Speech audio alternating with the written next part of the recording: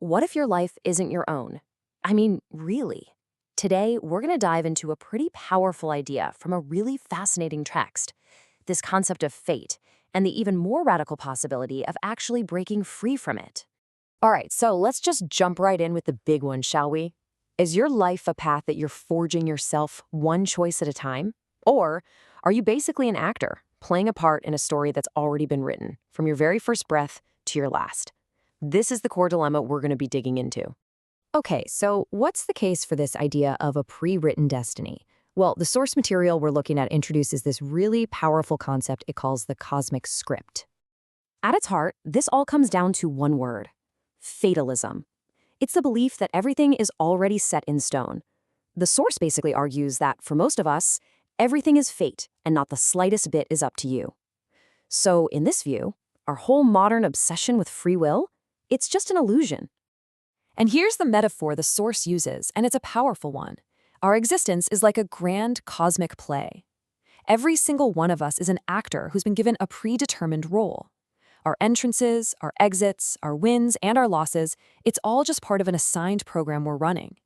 Now, that might sound like a pretty wild idea, right? But the text starts to build its case by just pointing to the world all around us, arguing that, hey, everything from planets to plants seems to follow a fixed, unchangeable path.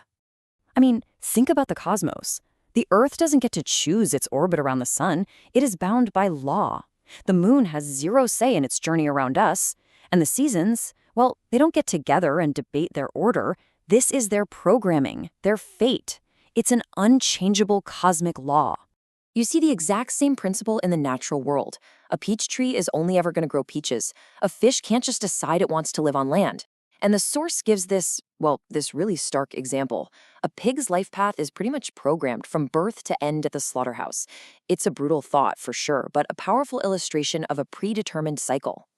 And this is where it really hits home, because that same logic is then applied directly to us. We don't get to pick our parents, or what country we're from, or even the era we're born into. And nobody, no matter how rich or powerful, can escape the fundamental human program. We're born, we get older, we get sick, and we die.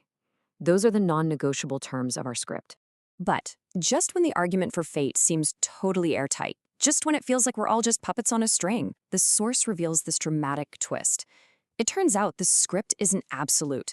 For some people, there's an exception to the rule. Now get this. According to the text, 98% of humanity is completely bound by this cosmic script.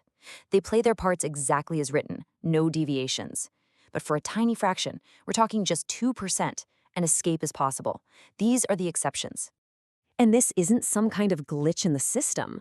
As the source puts it, the net of heaven is vast, but a side is left open.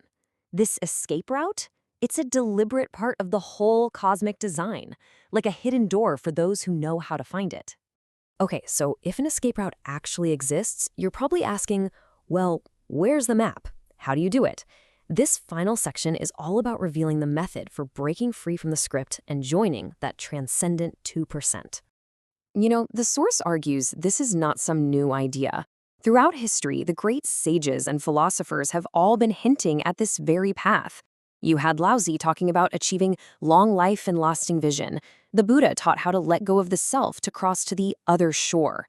And Jesus guided his followers toward the kingdom of heaven. They were all, in their own ways, pointing to the very same door out of the script. So, what is the method?